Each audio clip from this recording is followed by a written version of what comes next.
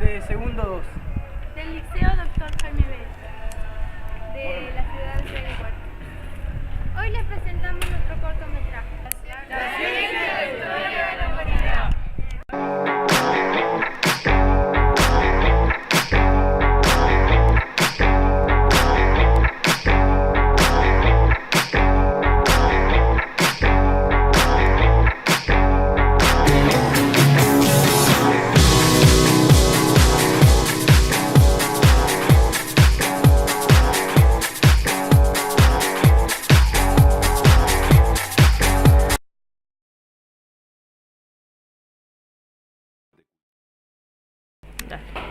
La agricultura es la actividad de cultivar la tierra para conseguir el crecimiento de determinados vegetales. Durante casi 4 millones de años la humanidad se alimentaba de la caza, trasladándose continuamente tras sus presas. Aquellos cazadores complementaban su dieta recolectando algunas plantas que crecían de forma silvestre. Así ocurrió hasta hace 10.000 años, momento en que la población mundial no llegaba a los 5 millones, y fue entonces cuando ocurrió algo extraordinario. De algún modo y de forma progresiva, a los seres humanos se les ocurrió plantar deliberadamente las semillas. Después las regaron, esperaron a que crecieran y luego las recolectaron. El cuidado de las plantas les obligó a quedarse en el mismo lugar y construyeron viviendas más sólidas. Para defenderse de los ladrones, se agruparon juntando sus casas y formando las primeras ciudades. El excedente de comida se almacenaba para el invierno e intentaron la escritura para contabilizar. Cada familia producía más de lo que comía y la población aumentó espectacularmente. Algunas personas se dedicaron a otros oficios a cambio de comida y la tecnología se desarrolló. La vida urbana era muy compleja y tuvo que regularse mediante leyes surgiendo de la civilización.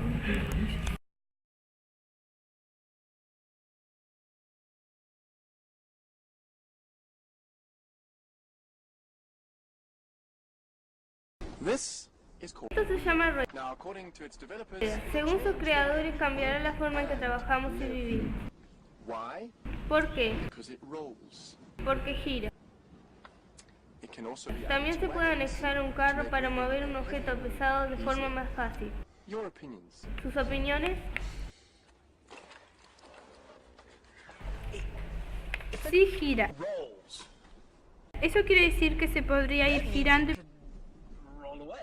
perderse, ¿verdad? O podría pasar girando sobre tu pie. Es la forma redonda que me molesta.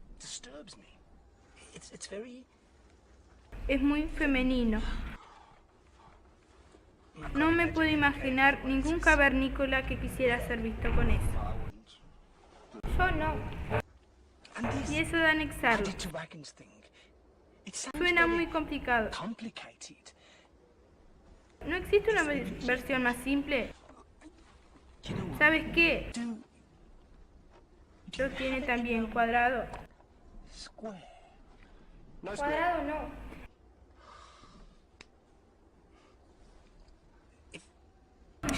Es que si existiera una versión cuadrada y que no girase, entonces tal vez pensaría en comprar uno.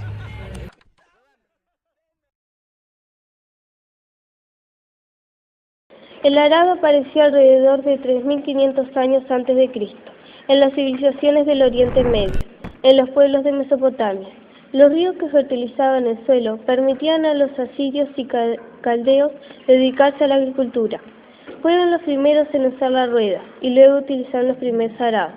Su origen proviene de las azadas primitivas, la pala y el pico. En los principios de los tiempos, el hombre se limitaba a practicar unos hoyos en el suelo, con unos palos, y poner allí la semilla. Con la invención del arado, complementado por la fuerza del animal, se pudieron cultivar grandes extensiones de tierra. Siempre se asocia la escritura, las letras con la literatura o la historia.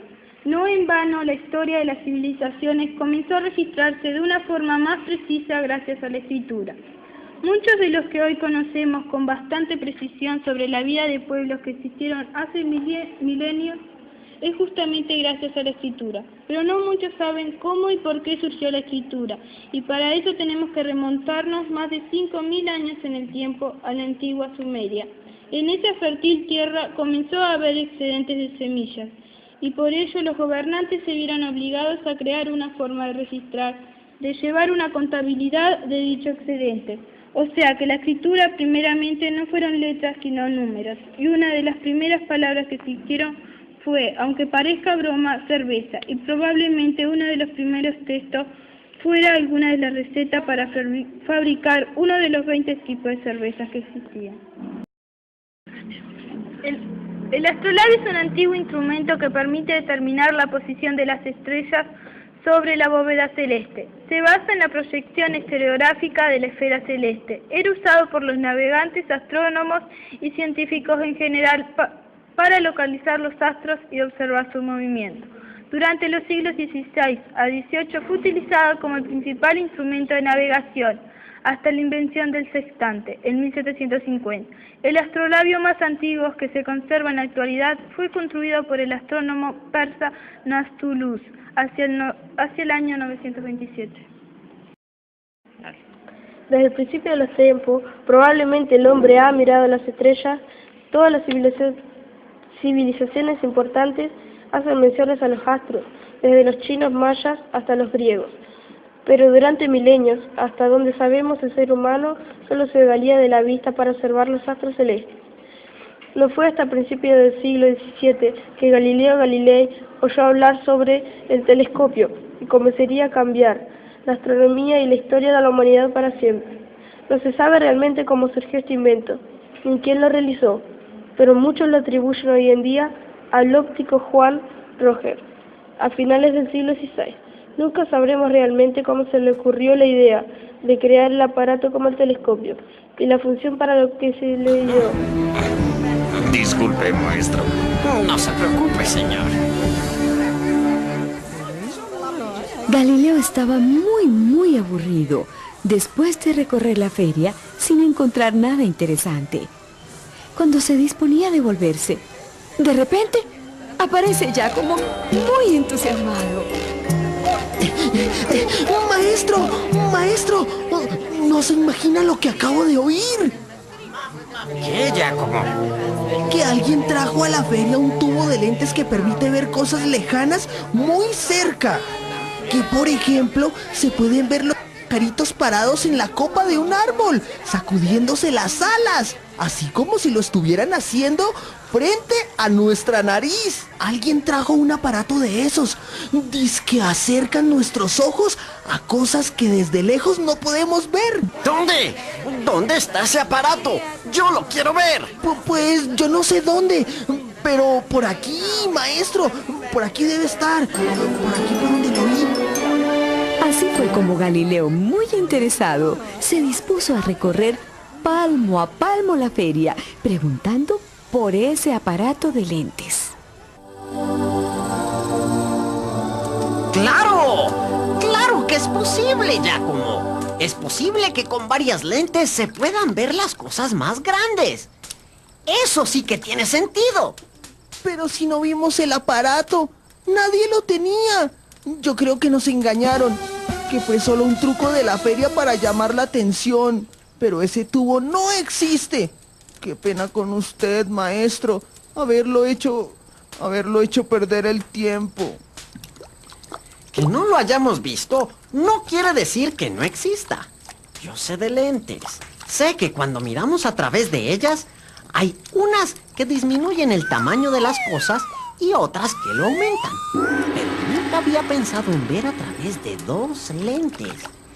Eso puede cambiar las cosas. Yo mismo me voy a poner a construir uno de esos tubos. ¿Qué? ¿Que va a construir uno él mismo? Eso lo quiero ver. Galileo no cesó en su empeño de construir su tubo de lentes para ver a lo lejos. Así que finalmente lo consiguió. Ya está.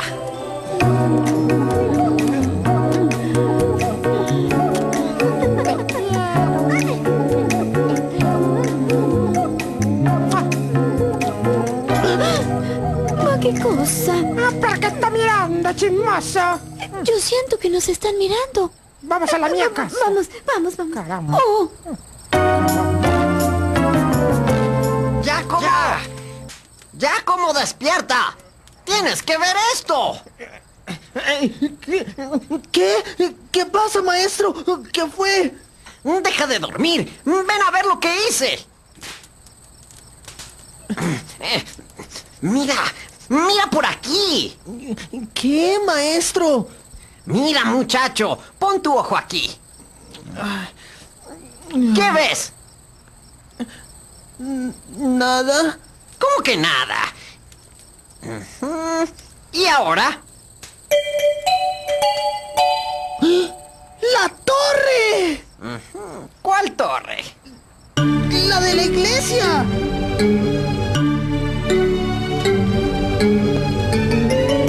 ¿Cómo hizo para bajarla? Esto es magia. ¡Hechicería! Nada de eso. Yo no he bajado la torre. La torre sigue en la iglesia. Tú simplemente la ves más cerca por este aparato. Por este. Durante siglos, la difusión del conocimiento en forma de libro fue un privilegio elitista, reservado sobre todo a monjes y sacerdotes.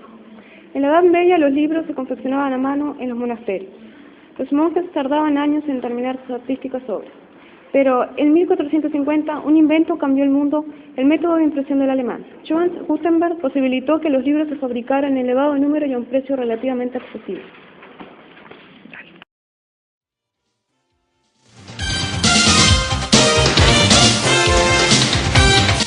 El sueño de convertir la noche en día se hizo realidad con el invento de la luz eléctrica en el siglo XIX. Uno de los más grandes inventores de América hizo más que ningún otro por conseguirlo. En su época, Alva Edison tuvo la visión de la electrificación de nuestro planeta. A él le debemos la primera central eléctrica de la Tierra y la primera lamparilla apta para el mercado. Edison alcanzó el éxito tras años de trabajos cuando logró que su lamparilla luciera por 2 días y 2 noches en el año 1879. Dame la señal. En 1928, el investigador Alexander Fleming descubrió la penicilina. Un acontecimiento que cambiaría el curso de la historia de la medicina y la química. Este hallazgo, que Fleming no dio a conocer hasta 1929, abrió las puertas de la revolución en el campo de los antibióticos. Muchas especialidades médicas no existirían hoy si Fleming no se hubiera encontrado en una placa de su microscopio un hongo bautizado como Penicillium notatum. Fleming estaba trabajando con unas bacterias llamadas estafilococos dorados. Casualmente descubrió que estas eran destruidas por un hongo muy común originado por la descomposición de ciertas sustancias.